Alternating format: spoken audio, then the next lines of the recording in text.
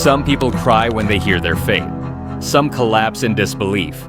But these three criminals smiled, and those smiles became some of the most disturbing images in true crime history.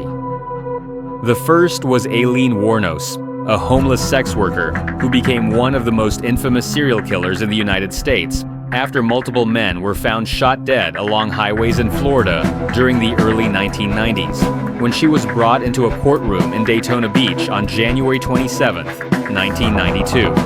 The jury delivered a guilty verdict and the judge sentenced her to death. Families cried. The room froze in shock, and yet Wuornos calmly looked ahead and smiled, a quiet, unsettling expression that witnesses later described as almost peaceful, as if the sentence meant nothing to her. And years later, she was executed at Florida State Prison after maintaining defiant beliefs that she would somehow return. The second case was Ted Bundy, a man whose charm, intelligence, and charisma masked a brutal killing spree across several states. And by the time he stood in a Florida courtroom in 1979, the world already knew his name.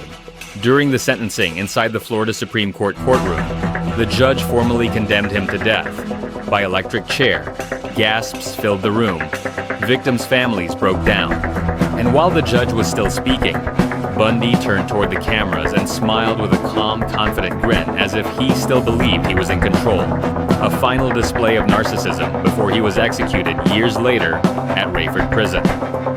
The third case unfolded decades later with Luca Magnotta, whose crime shocked the world in 2012 and led to an international manhunt that ended with his arrest at an internet cafe in Berlin before he was extradited to Montreal to stand trial.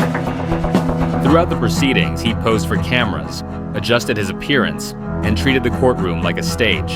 And when the judge sentenced him to life in prison without parole in 2014, he smiled again.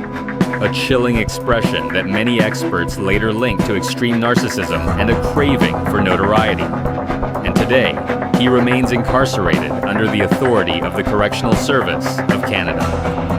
Psychologists say these terrifying courtroom smiles often come from three things: a deep lack of remorse, a belief in superiority, and the need to feel powerful even in defeat. And for Wuornos, Bundy, and Magnotta, the sentence was not just an ending, but a final moment of control. Proof that even when everything was stripped away, the attention of the world still belonged to them. And in true crime, sometimes the most frightening part of justice is not the verdict itself, but the smile that follows it. And whispers of crime, whispers the verdict. There was only one thing left to explain: the smile.